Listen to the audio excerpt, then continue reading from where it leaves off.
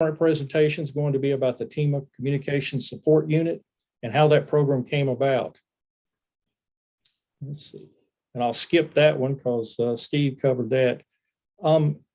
Several years ago, in 2017, the director came to me and asked me to start a ham radio group that could support TEMA in times of emergencies and disasters. So we got together and came up with a program that we wanted to try and see how it would work. And what we did, we handpicked 12 amateur radio operators that we knew from working with them in the past. The group, we changed the name from OXCOM to COMU. OXCOM brought some baggage with it that we wanted to try to move away from. And so we changed the name of our group from OXCOM to, from OXCOM to COMU. Ham radio is a very valuable tool to an emergency manager. Ham radio and ham radio operators, if channeled in the right direction, is a great asset. And that was one of the challenges that we faced when we started doing this. So I'm going to go through the program, these slides here, and I hope it's not PowerPoint by death. I'll try to move through them pretty quickly. They're more for my benefit to keep me on track, okay? I covered that the COMU program that we have established works under the ESF2 program. So when there's a request from TEMA or from another agency where we require the assistance of COMU, it has to come through either the ESF2 or the communications administrator.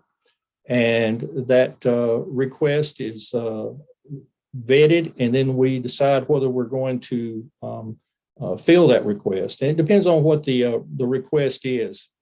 The COMU group they go through the same training as a TEMA personnel.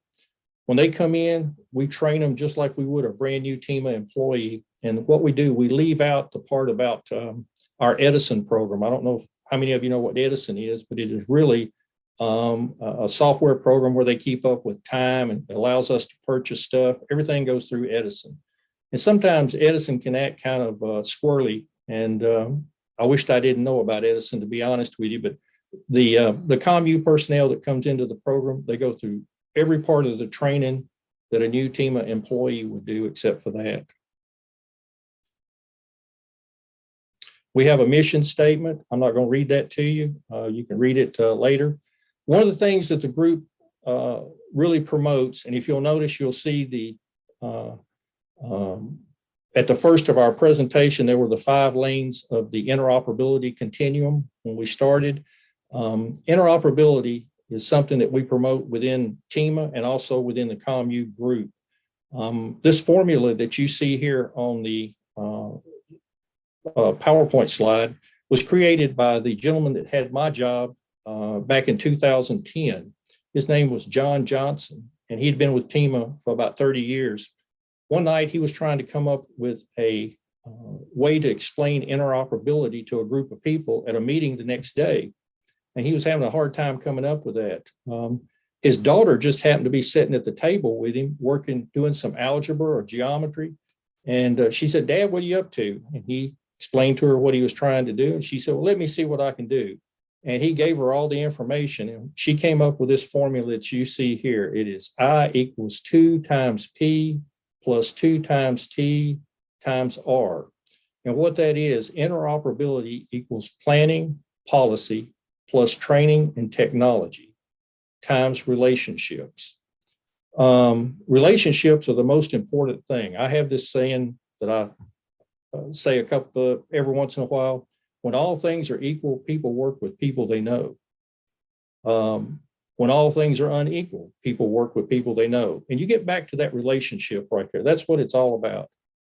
If you've ever been deployed to a different state, you're looking for that friendly face, someone you know. You're looking for that relationship that you can that you've built in the past that you can turn to, and you know there's someone there that you can count on when you get deployed. This is a picture of interoperability, and if you look at it real close, the federal assets, the local assets, and the state assets. And this was the picture on the program cover, when we went to Pickwick Park back in 2010 that Steve made reference to, the interoperability conference that TEMA had. So that I thought it how appropriate to pull that and show that here. Everybody's interoperability continuum, the 5 lanes of that is something that Tom will tell you that we kind of drill that into people. This is what we live by in the COMU program. And COMU stands for Communications Support Unit. And it is, I don't like to call them volunteers. I like to refer to them as non-paid professionals because they are. We have some professionals in there. And as I go through the PowerPoint here, we'll recognize some of the folks that we have there. As I said earlier, TEMA handpicked individuals for the COMU program. And when we started the program, I think Tom was one of the first ones in there. The first meeting we had, I told the folks a couple of things. I said, look, in 12 months, 20% of you will not be in this group. And was I wrong? It's gone from, we didn't lose anybody. The program grew, and now we're gone from 12 people to about over 30 people. And I told him, I said, you know, because the director's looking at me to do this, and it's kind of my neck on the line, it's going to have to be my way or the highway. And I've got to give them credit. They have exceeded my expectation when we started this in March of 2017. They have to meet some prerequisites set forth by TEMA Communications. They will report to the ESF2 during activations and report to TEMA Communications Supervisor during non-emergency events. We refer to this during blue sky days, they report to TEMA Communications and the supervisor. And then during gray sky days, they report to the ESF2. The prerequisites that we set forth for this group was amateur. They had to have a general class or higher of amateur radio license. They had to go through the TEMA 101 course. They had to have the basic FEMA IS courses, 100, 200, 700, and 800. They had to have 300 and 400, and it was highly recommended to either be a COML or COMT. Some additional FEMA independent study courses as TEMA employees that we were required to take. These, if you'll look at them real close, you'll see that these are the professional development series of courses here to take for that. And then some additional courses here that we're requested to take or we're required to have. I just completed the G2300 class, and it's a fantastic class. I would recommend it to everybody if you hadn't taken it. The prerequisite for that is you have to take the IS 2200 before you take 23. And the IS program is online. You can take that one.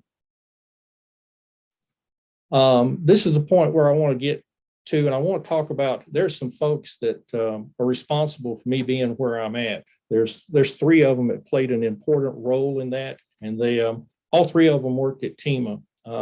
Steve told you after the flood in 2010 in Tennessee that it kind of was a turning point for me. I was put in a incident management as an incident commander in a position to do that for a county of 35,000 people. And let me tell you something, you will grow up fast when that happens, when you have to start making decisions that affects the lives of 35,000 people. So there was 3 people though that played an important part in how I got to where I am and the way we do things. Some of these you'll see that you may have heard these before from one of those guys. David Wolf, who was head of communications at TEMA for 41 years, played an important role in me coming into TEMA, me staying at TEMA, me working at TEMA. And I tell people I'm a David Wolf disciple, so I pretty much do things like David Wolf would do.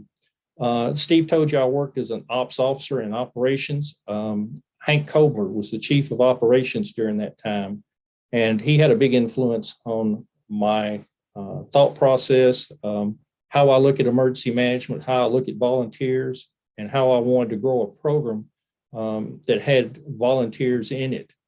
So, and then the other gentleman that played a role in it was Lewis Freeman. And I'm sure there's a lot of you that know Lewis Freeman. Lewis Freeman taught me a lot. And as a matter of fact, yesterday, this past month, I've been working with Lewis. He's doing a North Carolina, Tennessee drone exercise next week. And I've been helping him with the communications for that.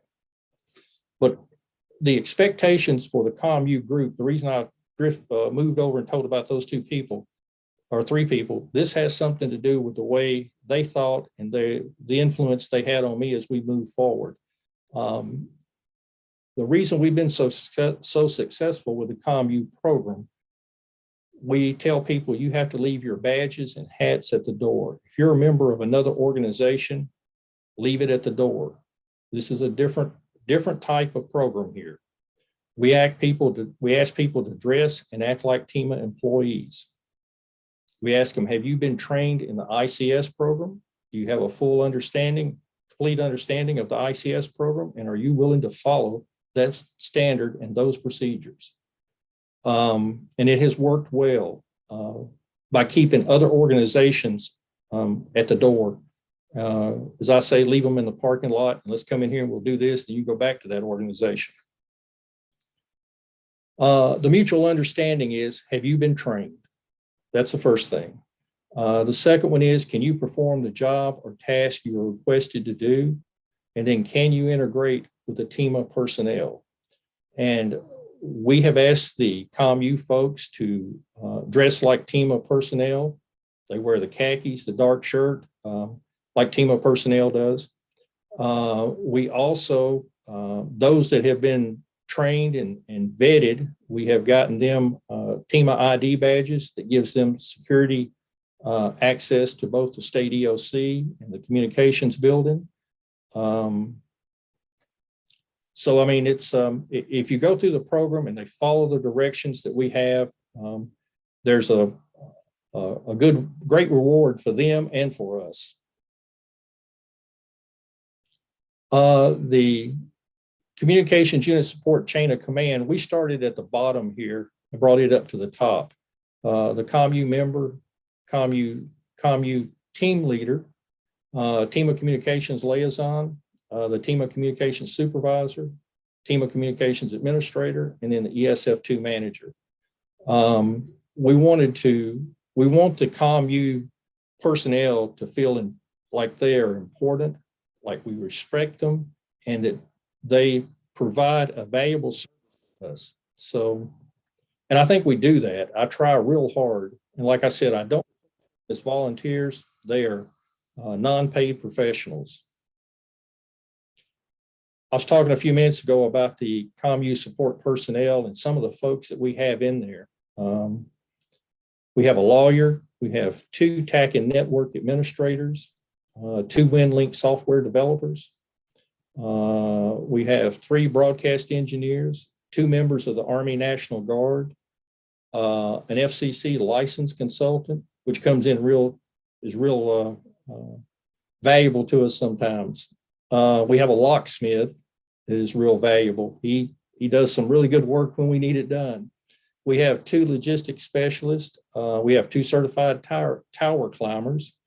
We have an NWS technical engineer in the group. And we also have 2 retired TEMA communications employees, one being David Wolf, the other one being John Johnson. And out of that group, the professional certificates that this group has, we've got 13 GROL license holders. We've got 13 certified COMLs. We've got 8 certified COMTs, 4 COML instructors, 2 COML instructors, 3 OXCOM instructors. So I put that in there so you can see the group. They're a professional group. They're not folks that just came over from Citizens Band Radio into ham radio. These are folks that have bring something significant to the table. What TEMA support to COMU, what TEMA offers to that group, we offer training in the classroom, hands-on in the field. they have the opportunity to take any training that comes along. The FEMA training that we teach, the FEMA training that's offered to us as TEMA employees, they have the opportunity to take that. TEMA provides equipment for them. We provide an 800 megahertz portable radio to most of, we try to, I'm saying most everybody.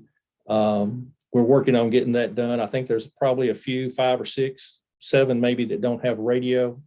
And since we're on an 800 trunking system, they're issued their personal, they have a personal radio ID, TEMA badge with security access to the SEOC and TEMA COMO, uniform jacket with a logo. The COMU group came up with their own logo separate from TEMA.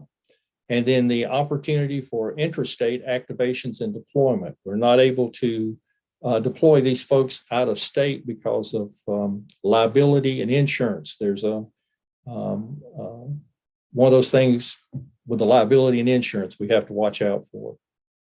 And I cover all this because as I was growing up, I used to have an uncle that used to tell me, he used to quote Chinese proverbs, and he had one that always stuck with me. One, most is given, most is expected. And I have tried to provide as much support to the COMU group. When they ask for things, we've tried to come up with that, and we give a lot and we expect a lot. So the COMU man hours, it was established in March of 2017. And during the year of 2017, which would have been 9 months, they provided 1,800 plus man hours to TEMA doing things at TEMA, deployments and events that TEMA had that they had the opportunity to participate in. In 2018, it was over 2,000 man hours. And I know you're saying, how do you keep up with that? Well, we make everybody fill out an ICS 214, and that's how we keep up with the hours that are contributed by the COMU group. In 2019, it was 2,200 plus hours. Then in 2020, it was just continuous. We couldn't, there was so much going on with the pandemic that we just, we haven't tallied all that up, to be honest with you. And then of course, 2021, we haven't completed it, but those are some significant man hours to be contributed. And I cannot say enough good things about the folks that step out, and when we make a request, they step up and they respond with enthusiasm. They, you know, it's like we're glad to help, and we feel real good about that. Some of the deployments that the COMU support group has been on.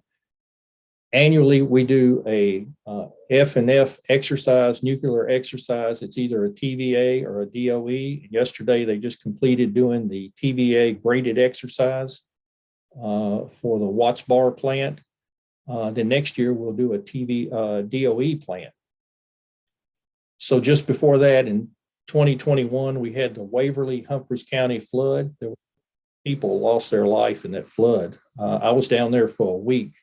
And we deployed more equipment to that one county than we did during the 2010 flood for the entire state. In 2020, we had the Christmas Day explosion. That really taxed us, and we brought in COMU personnel to assist with that. COMU personnel comes into the pit, or excuse me, the SEOC, we call it the pit.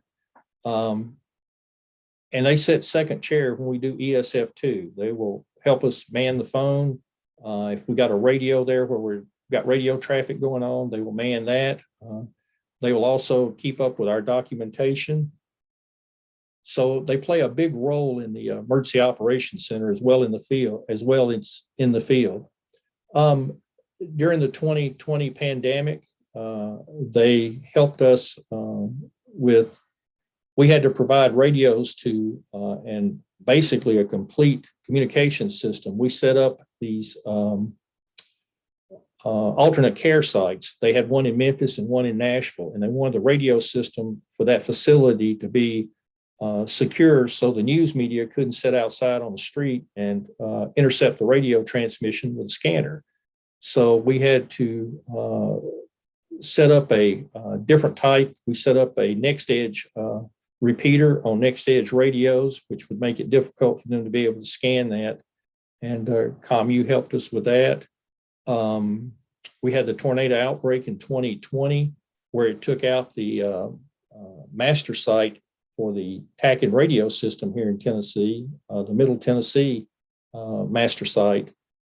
Totally obliterated it when the tornado hit there. So we were scrambling to figure out alternate means of communications during that event, and COMU come into the Emergency Operations Center, and I think we had 3 of them working with us on that one.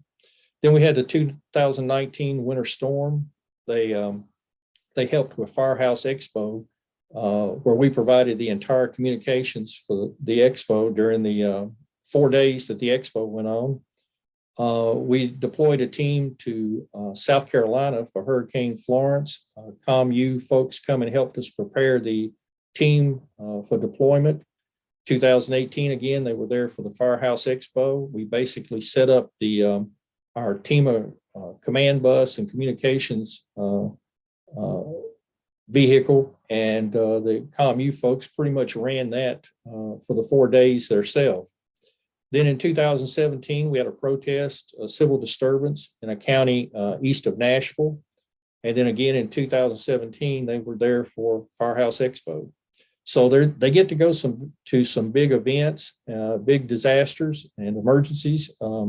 And it gives them experience. It gives a lot of them the opportunity to work on their CommT task book, their CommL task book.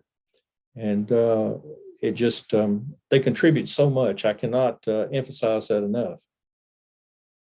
This is a piece of the equipment that they're trained on. These folks, most of them in COMU have been trained on how to set the command bus up. When you do that, it's got slides that come out on the other side, so it has to be leveled.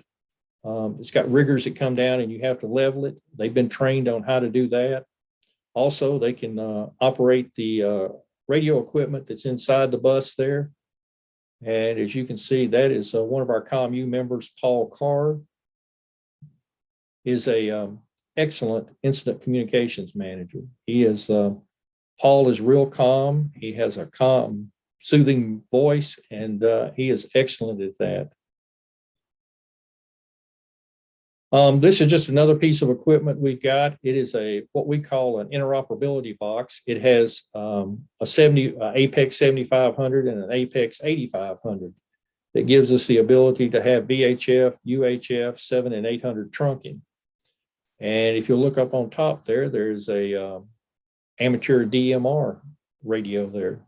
So that's the box sitting in our office right now, but we can package it up and take it out to the field if we need to.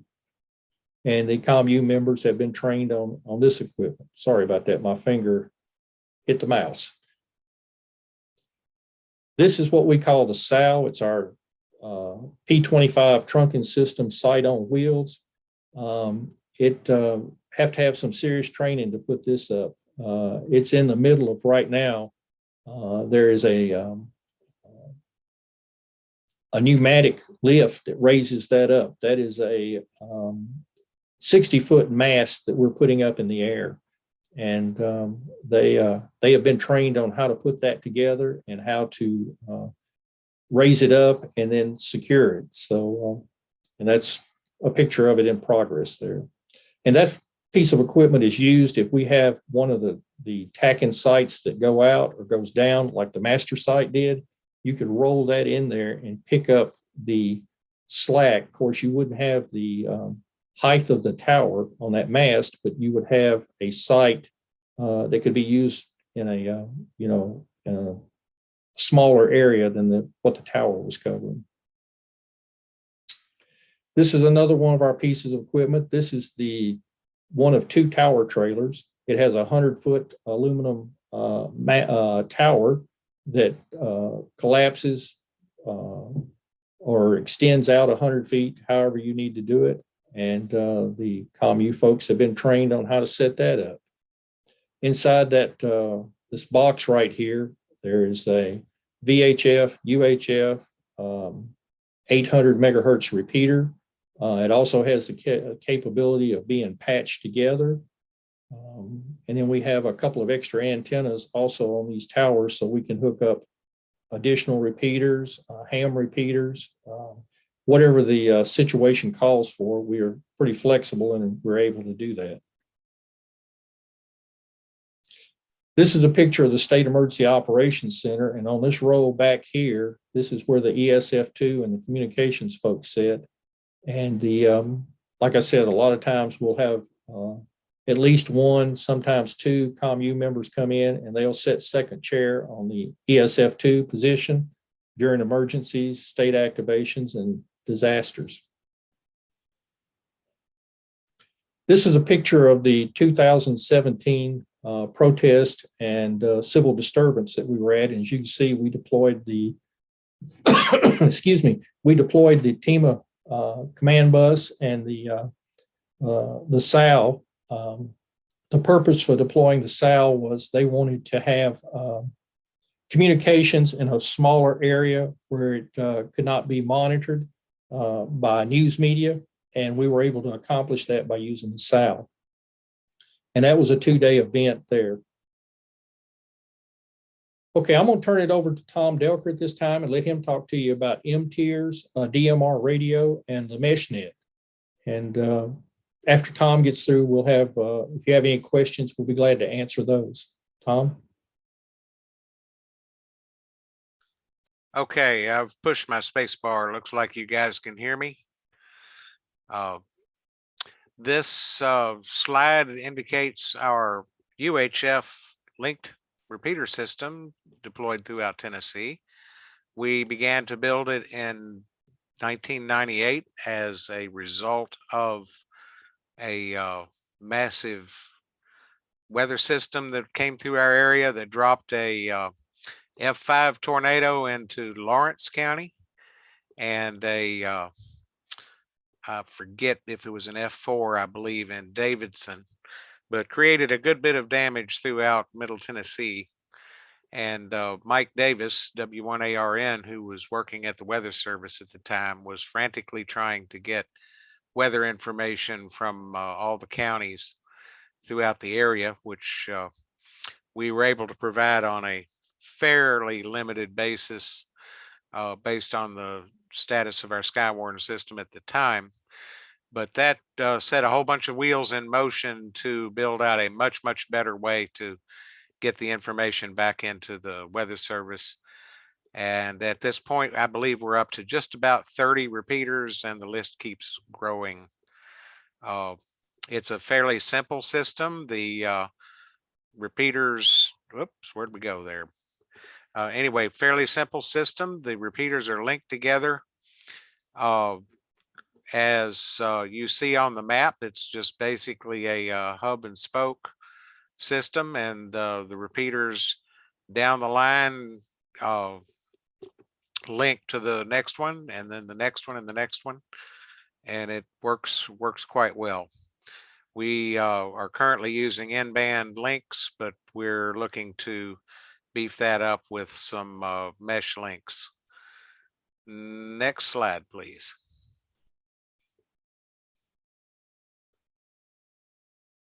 Okay, the TEMA DMR network. We started at, I don't know, maybe about 2 years ago to add this to our toolbox, and we continue to develop it. And we have several members in our COMU team that have been very instrumental in the deployment and the expansion of this system. We currently have 15 plus DMR repeaters throughout the state. There's probably a lot more than that, but when I counted them up on my fingers, that's about what we came up with. And with Mike's guidance, we organized at least our side of it.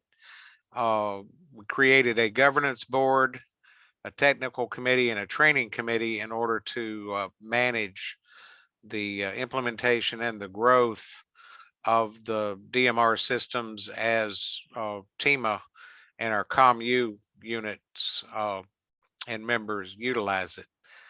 But that's worked out quite well. And again, it's continuing to be developed, and hopefully someday we'll have a nice map to be able to show. By the way, that map before is available at mtears.org, MTEARS, just like it shows, .org on the web. And when we get our DMR map up, we'll also have the links for that.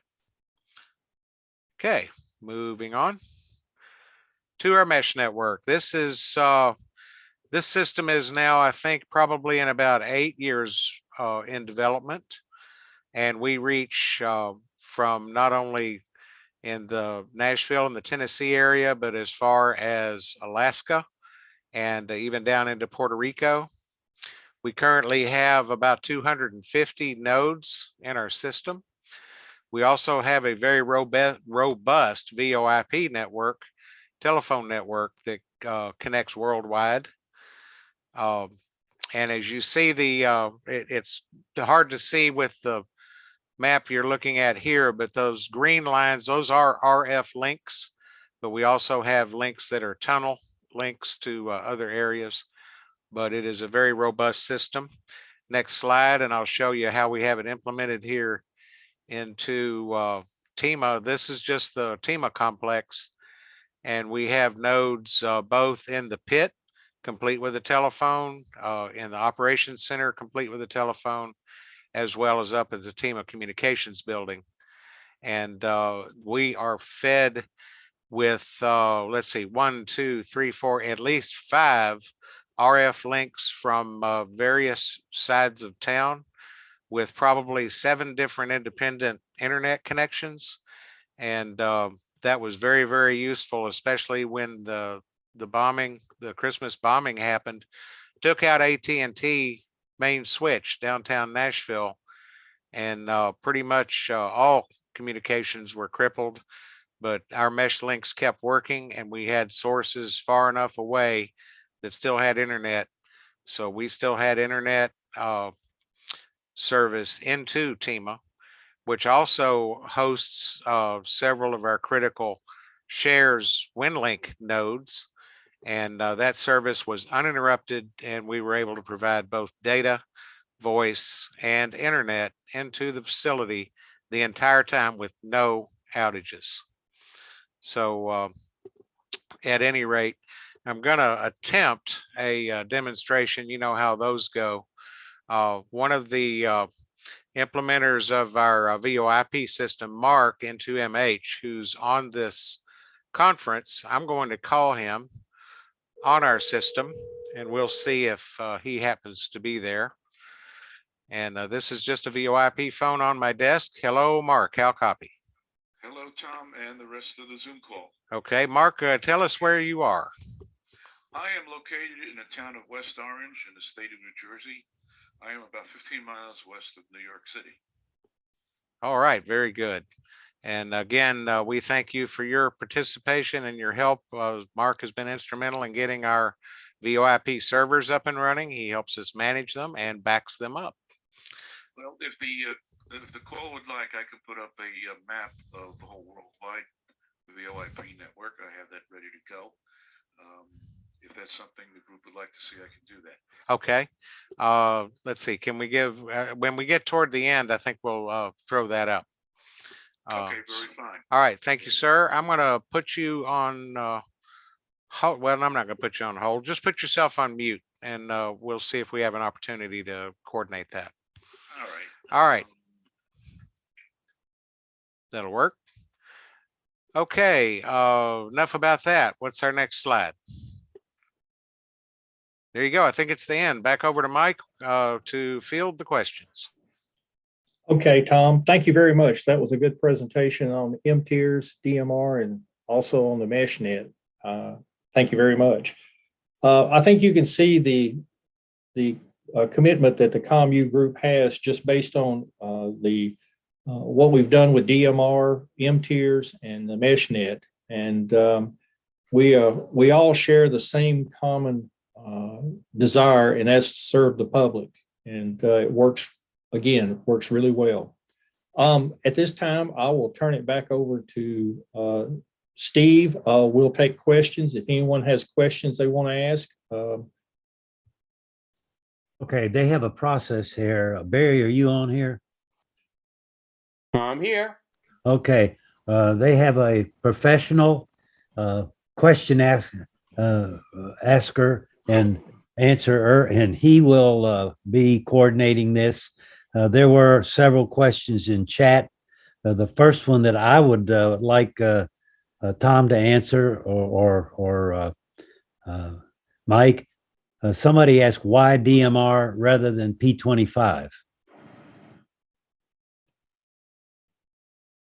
I think because there was already DMR started here in Middle Tennessee, it was easier for us to do it that way, follow that path. Also, I think the DMR radios were a lot more reasonable than the P25 radios. Thank you. Barry, you want to go ahead? Sure. Okay. The next question is what? Can you, and for ULM, can you lower your desktop, please? Oh, sure. This way we can see everybody. Perfect. All right. Thank you. Okay. Go ahead, Dan. Yes, take it away. Dan from California wants to know what frequency are you using for your mesh and which 802 protocols? Tom, that'd be yours.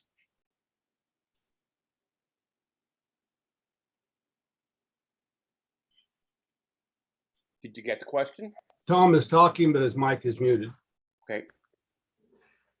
Tom, your mic is muted.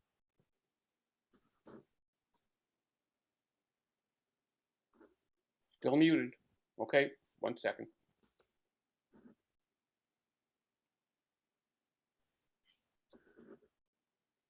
You're still muted, sir. Tom, your mic is muted. I can fill in the blanks if he doesn't.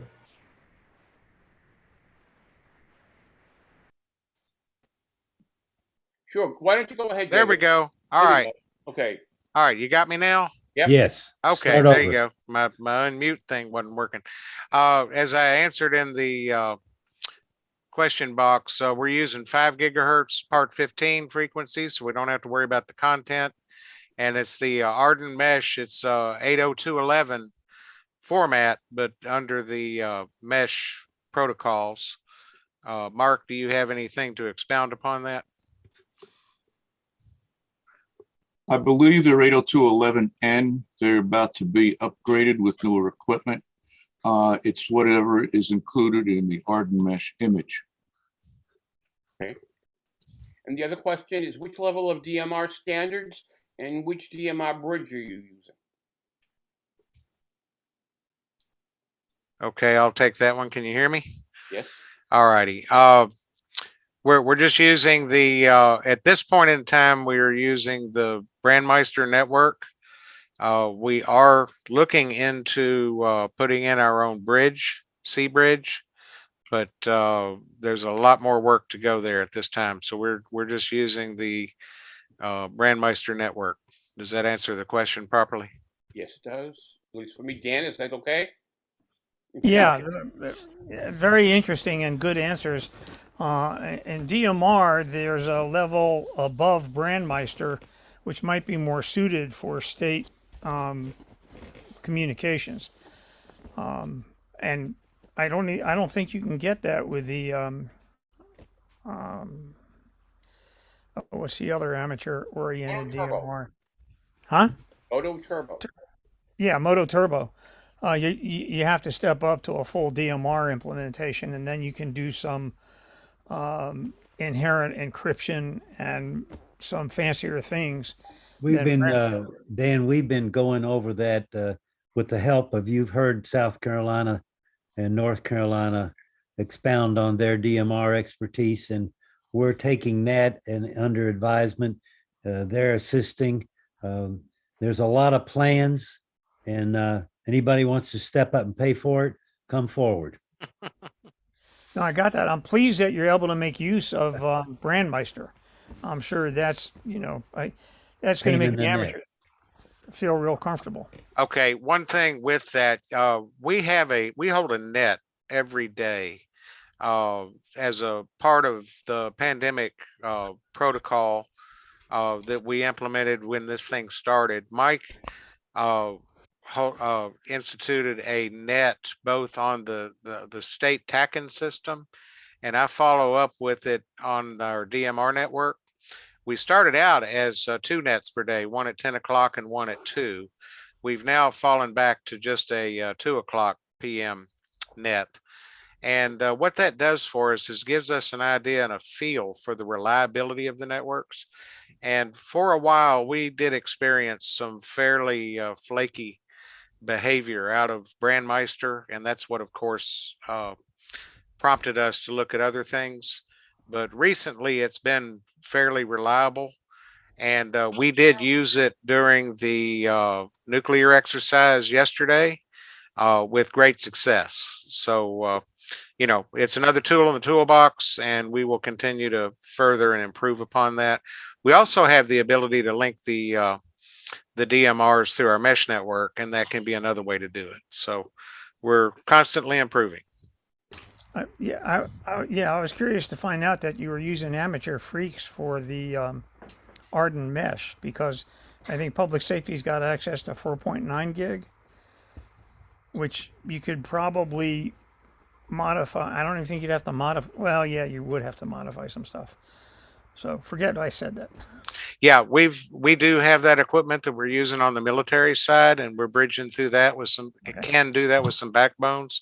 But like I say, we're using the Part 15 shared frequencies and have not had any problems so far. And we're shooting as far as up to 47 miles on our links. We've got a link in Alaska and here in Tennessee, both at 47 miles that are working well, and no interference issues. We've got these things 100 to 150 to 200 feet on our towers shooting to our different sites. We're in pretty good shape. I trust your tunneling to Alaska. Yes, we are. But once we're in Alaska, it's RF all over the place. They've got the mountains. It's quite the thing. Over. Okay, let's take some more questions there out of the chat, Barry. Okay, sure. What is the primary medium for data transmissions and what speed? Well, that's one is I guess a WinLink for a lot of our data transmissions. We also use that, of course, with the PACTOR modes, but we're also doing it over our mesh through post offices. As a matter of fact, the transmissions out of there up to our Gallatin site, which you're familiar with. We're 30, or excuse me, about 10. If we're looking at internet speeds, 10 megabits up and down, and I haven't measured what our site. Well, I have measured our site to site, but we're up to 30 megabits or better site to site for single hops. And again, we're doing that primarily with the WinLink post office modes, and it works quite well. Okay, that's all the questions in the chat. Okay, let me undo my thing and see if there's any hands going up. I don't see any hands yet.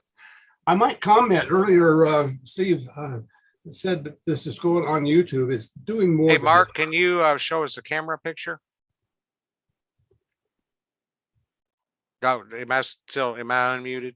No, okay. Where would you like the camera picture You from? are unmuted. There you go. A one from our Gallatin camera. All right. QRX about a half a minute while I bring up that app. Okay. One thing I didn't mention, we've also got cameras at several of our sites, and one is, so we have 2 of them at our Gallatin site, which have a very good view of Nashville. We got a real good view of the 4th of July festivities from Nashville with those cameras. And Mark's going to bring up and show you a live picture of what we can do. Of course, at night, it's not going to be quite as impressive as a daytime picture. It's coming from New Jersey. It's liable to be prejudiced. Nah. But anyway, that's coming up. Dan, back to you while Mark is getting our picture ready. Okay, as I was saying, besides putting it on YouTube, we have several links to download these videos for your own use. We send those out, the whole smear with all the links to everything, including YouTube. Everybody will get that after the presentation. And I welcome you to download these things and use them for your purposes.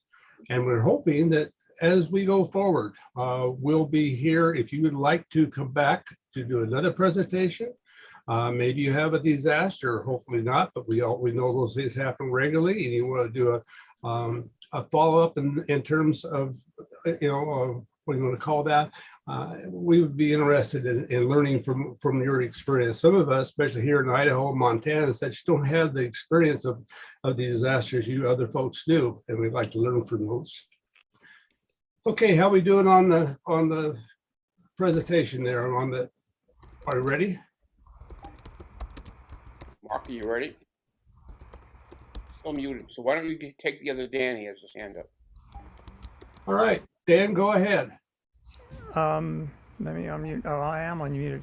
So during the Nashville AT&T disappearance trick, did the mesh and DMR survive unimpacted?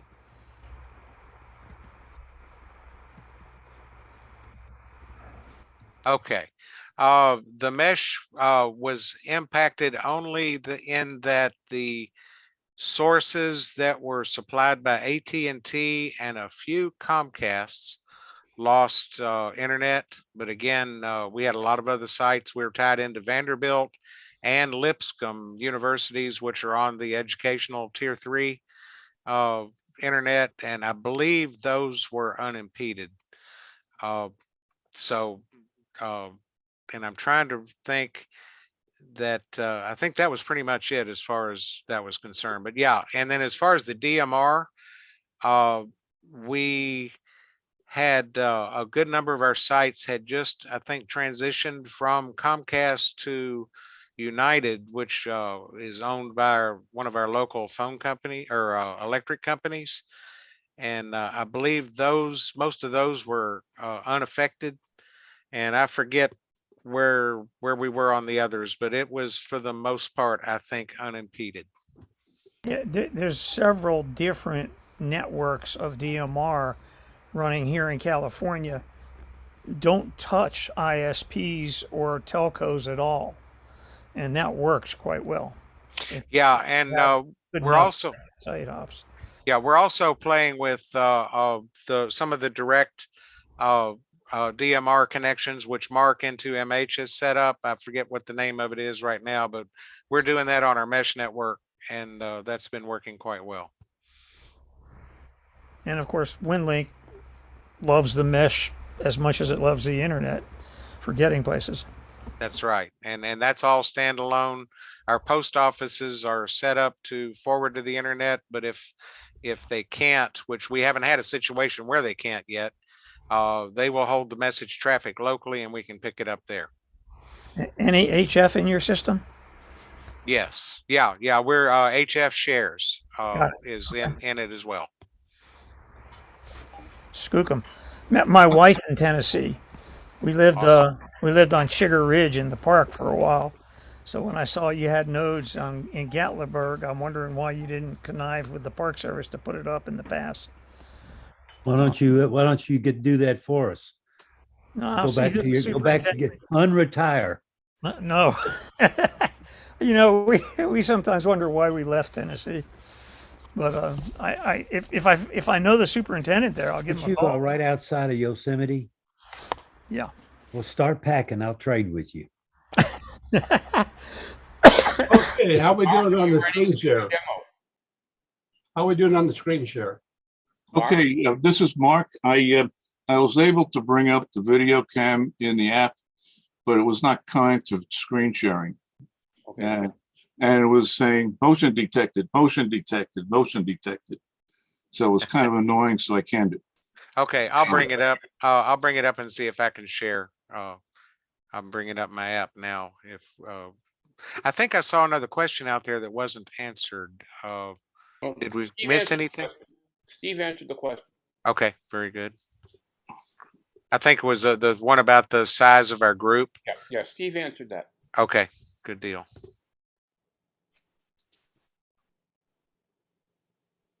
Yes. Our new East Tennessee group came in very handy for our nuclear exercise. Yeah, Tom, the question was, are you keeping a constant size or are you expanding? And I Right. said that we have two groups that are new and they most likely are still in a growth period. Where talent is where they'll go, regardless of where we are, east, middle, or west. There you go. Any other questions out there? The questions have been mainly about equipment.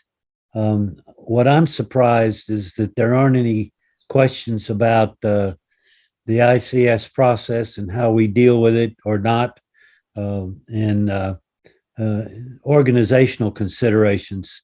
There was one question about Oxcom that I think I answered appropriately, but Mike, you might want to address that. What was the question? The question is, do we honor Oxcom certification? And my answer was that no, what we've been doing is following as unpaid professionals, COML, COMT, ICS 300, 400, things that Oxcom is not required to do. In addition to that, there are a lot of other aspects of dealing with the EOC versus incident and the relationships there, et cetera, that are necessary to have.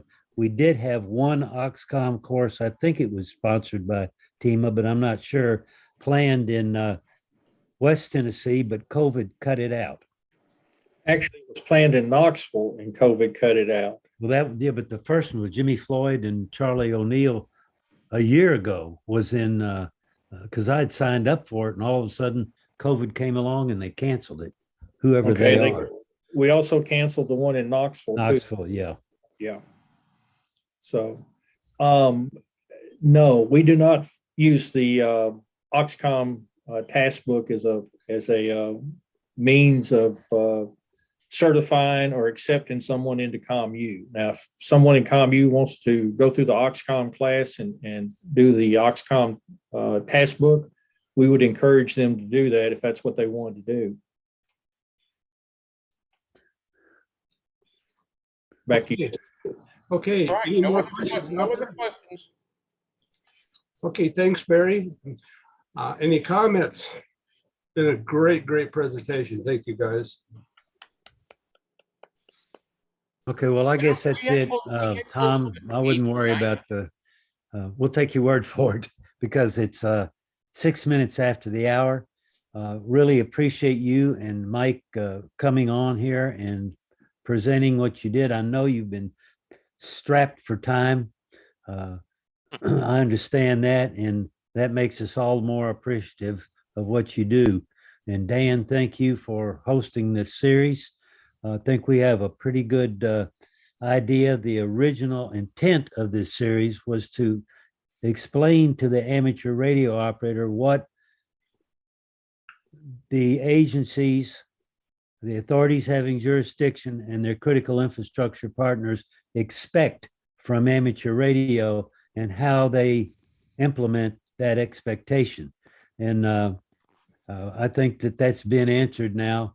I don't believe there's another organization, volunteer or otherwise, that can supersede that the comments that have been made on this series. And I appreciate you giving us that opportunity. Believe me, it's my pleasure. As Steve knows, I was wrestling with this idea to do this series And I called upon him to help us out. He jumped on and he really made it happen. He knows the people to contact and make it work. So I really appreciate Steve, what he's done for us, and it's been a great asset for us. And we hope to be able to do more meaningful presentations for you guys. And if you come with some ideas, get a hold of Steve or myself, and we can see what we do about working them in there. Okay, Tom, you had your hand up a minute ago, then you took it back down. Did you have something to say or change your mind? When he said that we were past 10, I thought it just wasn't needful. Okay, sounds good. If there's no more questions, no more comments, I'll probably close this thing out and wish everybody a good 73s. And I'll get the follow up with the email to everybody that will have the video and the documentations of this stuff. Thank you. Oh, while we're at it, Tom and Mike, can you send me your hard copy of your presentations, which you were using tonight? Appreciate that very much. Okay. Be glad to do that. Appreciate that. I'm going to say 73s, everyone. One last chance. Anybody got a question, comment, answer? Lots of comments about a great series. Yeah, this has been a great one, and thank you very much. All right, 73s, everybody. Have a good one, and see you down the line, down the logbook, as they say. Thank you.